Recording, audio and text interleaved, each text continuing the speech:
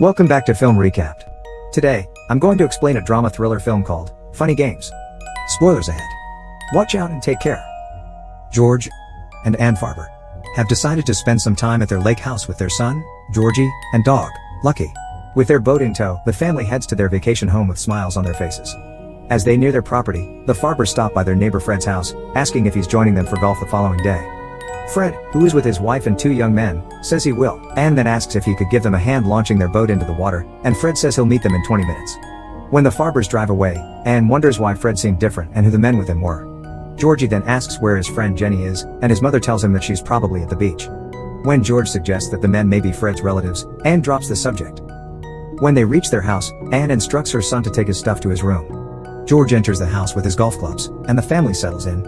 Ann tells her husband to take Lucky with him outside, and when he does, George finds Fred and one of the men from his house standing by the gate. As they get in, George apologizes for their dog's behavior, but the guests don't seem to mind. Fred introduces Paul to George as the son of one of his business associates. Ann then calls Lucky, who won't stop barking at Paul, before greeting Fred and asking him how Eve is. Though he's a bit anxious, Fred says he's fine, and Ann greets Paul, too. As the men launch the boat into the water, Georgie expresses his disappointment that Jenny isn't with them. Georgie is upset because Jenny has promised to be there with him, but George doesn't know what to say to his son. In an attempt to comfort him, George promises that they will ask Jenny's mother about her the next day. Letting it go, Georgie asks his father why Fred is acting strange. Meanwhile, in the kitchen, Ann is talking to her friend, Nancy, on the phone. As she does, Georgie comes in and asks for a sharp knife, immediately leaving after Ann gives it to him. Ann then resumes her conversation with her friend, urging her to drop by their lake house. When Georgie comes back, she tells Nancy to call her if ever she decides to come over. Ann asks Georgie why he's back, and the boy informs her that they have a visitor. Ann goes to the door to see who it is, and she finds the other man from Fred's house, Peter. She then lets him in, asking what he needs, and Peter shyly asks for eggs. He says that Eve sent him over to see if Ann could give her some. Without hesitation, Ann prepares the eggs then asks Peter how he got inside their property. Peter says he got in down by the water, and when Ann points out that he's not wet, he adds that he went through the hole by the fence. Not giving it much thought, Ann gives Peter the eggs and asks him to give her regards to Eve. However, Peter drops the eggs when he's about to leave, and while Ann goes back to the kitchen to get some towels for the mess, Peter keeps looking around the house. Peter apologizes to Ann as she cleans the floor before casually asking for 4 more eggs. Trying to be nice, Ann prepares the other 4 eggs for Peter, and as she does, Peter discreetly but purposely drops the house phone in the sink. Ann quickly takes it out of the water, and despite her irritation, she just politely asks Peter to leave. Ann relaxes a little once Peter is gone, but when she hears Lucky furiously barking outside, she decides to check it out. She then discovers that Lucky is barking at Peter and Paul, who are still inside their house. She apologizes to the young men, asking them if they're hurt, and Peter claims that Lucky jumped on him. Embarrassed, Ann asks if they want her to lock Lucky up so they can leave, but Paul assures her it won't be necessary. He then notices George's golf clubs, and when he asks Ann if he can try using one outside, Ann reluctantly lets him. Outside, George and Georgie both wonder why Lucky keeps on barking, shouting at the dog to keep quiet. When the dog finally stops making noise, George decides to take a look, unknowingly dropping Georgie's borrowed knife on the boat. When Ann goes outside to look for Lucky, she bumps into Paul, who thanks her for letting him use the club. As Ann is about to return to the house, Paul asks her if she's given the eggs to Tom, confusing her. Paul then goes back to the Farbers' house without invitation, and when Ann gets inside, she tells the strangers to leave her out of their game. Playing dumb, Paul asks Ann what game she's talking about and if they've done something to upset her. Fed up, Ann ignores his question and tells them to leave, but the guests insist on having the eggs first. Taken aback by their audacity, she grabs Peter by the arm just to make him leave. When George finally arrives and asks what's happening, Peter and Paul explain why they're there and what they want, making Ann seem like the bad guy. Georgie then arrives, too, and witnesses the whole thing. To end the argument with the guests, Ann retrieves 4 more eggs from the kitchen and asks George to give them to the men. Instead of just handing the eggs to Paul, George asks her why she's so upset, but Ann won't justify herself in front of the strangers. When she finally goes into another room, George apologizes to Peter and Paul and nicely asks them to leave. But again, the men are insistent on getting the eggs first. Paul then insults George, prompting George to slap the rude man. In retaliation, Peter hits George in the legs with a golf club. Georgie rushes to his father's side as he collapses on the floor before attacking the strangers. But of course, he hardly causes them any harm. Paul easily pins the kid to the floor, asking him to behave himself before he gets hurt. When Ann comes out of the room and sees George down, Paul explains that her husband slapped him. Ann and Georgie then tend to George, and as they help him sit on a chair, Paul insists on having Peter check his leg since he's a medical student. However, George just wants them gone, and when Paul says neither he nor Tom will stop them from calling an ambulance or the cops, Ann informs her husband that Peter dropped the phone in the sink. Georgie is crying at this point, and George demands to know why these strangers are tormenting them, to which Paul announces that they'll be playing a guessing game. He then shows them a golf ball, asking them why he has it. When the family doesn't answer, Peter says Paul didn't get to hit it because something stopped him. Proud of his friend's correct answer, Paul arrogantly tells them he had to use the club on something else, making Anne realize that he killed Lucky. Outside, Paul guides Anne as she looks for Lucky, giving her hints so she'll quickly find him. When Anne approaches their car, Paul looks at his imaginary audience and smiles before giving Anne more clues about Lucky's location. Finally, Anne opens the car and gasps when Lucky's body falls to the ground. Suddenly, Anne's friends arrive at the dock, and Paul tells her not to alert them. Anne then greets Betsy and Robert, and Betsy introduces her sister-in-law to Anne. Anne introduces Paul to them, too, saying he's staying with their neighbors, and when Betsy asks about George, Anne lies and says he's resting after pulling a muscle from putting up the mast. As Anne's friends are about to leave, Paul asks them where their dock is, and after Betsy tells him where, she bids them goodbye. Back at the house, Peter asks Georgie to get him some food from the kitchen, warning him not to try anything funny. When Anne and Paul return, Anne tells them their friends are coming over in 2 hours, but Peter doesn't believe her, saying he heard her conversation with Nancy in the kitchen. Anne and Georgie then help George to the couch, and when Peter and Paul continue hounding them, Anne begs them to stop. Pleased with Anne's politeness, Paul apologizes to George for his behavior as Anne leaves the room to get some painkillers. He then properly introduces himself and Peter to George. But George ignores them, so when Anne returns to give him some medicine, Peter shoves her to the couch. With Anne landing on his hurt body, George cries in pain. Furious, Anne tries attacking Paul, but he easily subdues her by punching her in the gut while Peter steps on George's leg. Georgie tries fighting back, too, but Paul warns him to stop, threatening to hurt Anne if he doesn't. When everybody finally calms down, George asks the strangers again why they're tormenting them. Turning to his friend, Paul tells Peter to answer George's question, but Peter starts getting emotional and cries. Tired of Peter's drama, Paul tells everyone that Peter is the way he is because his mother divorced his father when he was just a boy. Upset, Peter says Paul is lying, but Paul keeps talking about Peter's past, enjoying seeing his friend in pain. As Paul continues using profanities, George asks him to stop for his son's sake. Paul then complies, saying that none of what he just said is even true. He then chuckles when Peter finally smiles. As the Farbers cry on the couch, Peter goes to the kitchen to find something to eat. Paul then claims that he and Peter are drug addicts who like to rob wealthy families in their vacation homes to support their habit. Paul asks Peter for the time as he returns from the kitchen with snacks, and when Peter tells him it's already past 8, Paul announces that they will have a bet. He tells the Farbers to bet that they will still be alive after 12 hours, while he and Peter will bet that they'll be dead. Confused, Anne looks to her husband, who is equally befuddled. Paul then looks to the imaginary camera and talks to the imaginary audience, asking them if they think the Farbers stand a chance. Tired and irate, George tells them to just get their money and leave, saying Fred and Eve will eventually come over to check on them. However, Paul completely ignores him, while Peter asks Anne to cook some food for them. Irritated, Paul tells him to watch his weight, and Peter gets offended, telling Paul to stop making fun of his body. Their attention then shifts to Anne's body, and when she gets offended, she tries to walk out of the room. Georgie attempts to do the same, but Peter grabs him.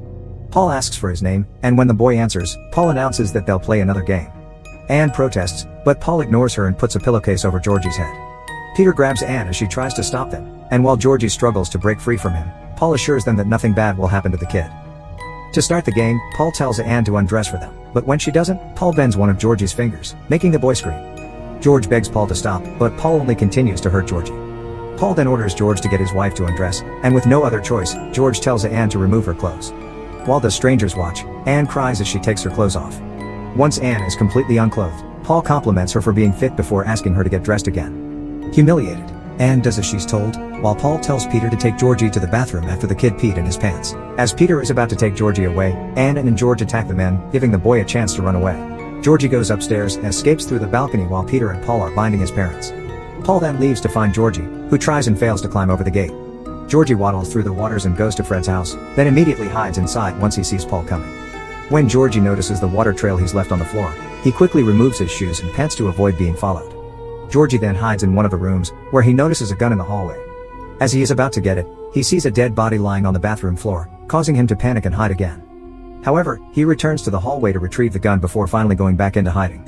When Georgie decides to leave the room, he unluckily comes face to face with Paul in the hallway. Georgie begs him not to go near him, but Paul just calmly instructs Georgie to cock the gun while walking toward him. Scared, Georgie points the gun at Paul, and when Paul tells him to pull the trigger, the boy obeys. Unfortunately, the gun is not loaded, leaving Georgie in more trouble. Meanwhile, with Peter briefly leaving the room, Anne hops over to George to get her husband to unbind her.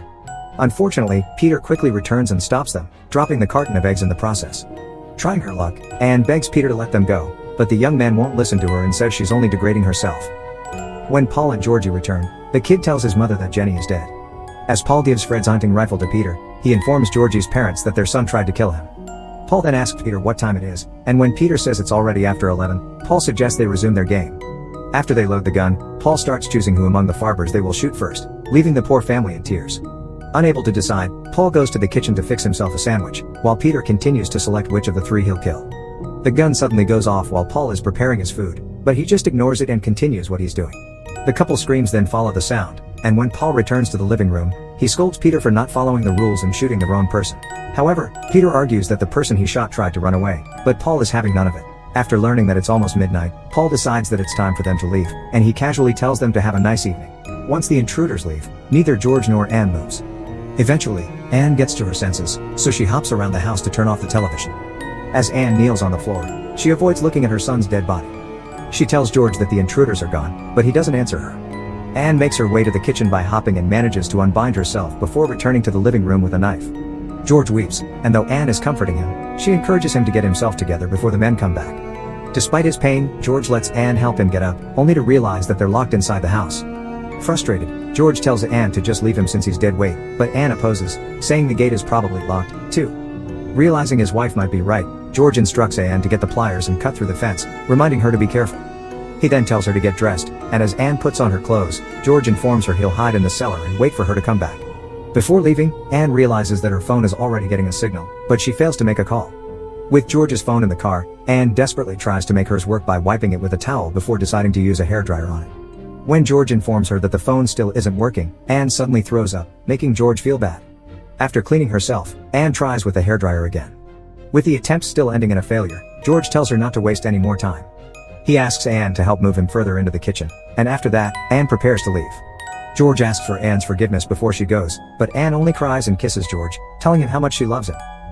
As Anne cuts her way through the fence, she tries screaming for help, but nobody hears her. She then walks on the road, and when she sees a car approaching her, Anne decides to hide behind a tree.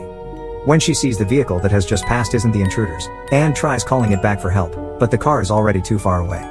However, it isn't long when another car shows up. Meanwhile, George finally manages to call 911, but the operator can't understand him.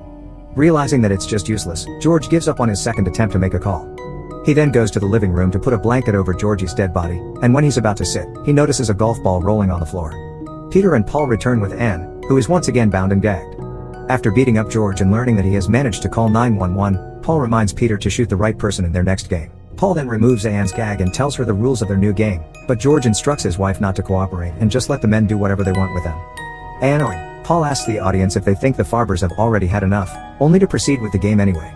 Paul wants Anne to decide which person will die next and whether that person will die by a gun or knife. When Anne doesn't answer, Paul orders Peter to hurt George, pushing Anne to spit at Paul. Crying, Anne asks Paul what to do, and the young man tells her to say a prayer. However, Anne doesn't know any prayers, so Paul asks Peter to teach her one. When Paul repeats the prayer to Anne and asks her to kneel, Anne finally recites the short prayer while sobbing.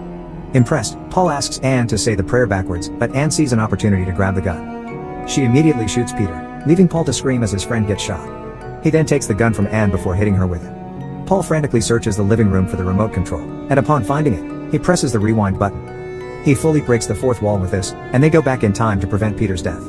Back to when Anne attempts to grab the gun, Paul easily gets it first. He's annoyed now that Anne broke the rules, so he shoots George without remorse. The next day, Peter and Paul take Anne to the boat, where she remains bound and gagged. Once they sail, Anne notices the knife that George has dropped earlier and tries to cut herself free. Unfortunately, the men quickly notice what she's doing, and Peter takes the knife away from her before tossing it away. He then helps Anne sit between him and Paul, and as he talks about being inside a black hole, Paul asks him for the time. When Peter tells him it's already after 8, Paul kisses Anne before casually pushing her overboard. Surprised, Peter asks why Paul did it since Anne still has some time left, and Paul just chuckles, saying he's getting hungry. The intruders then sail to Betsy's place, where Paul tells Betsy that Anne has sent him, and he reminds her that they met the previous day. Paul then asks Betsy for eggs, saying that Anne needs them, and the clueless woman lets him inside the house. As Betsy goes to the kitchen to get the eggs, Paul looks around the house before creepily staring into the camera. Subscribe to watch more videos like this. Turn on notifications. And leave a like, it really helps the channel out. Thank you for watching.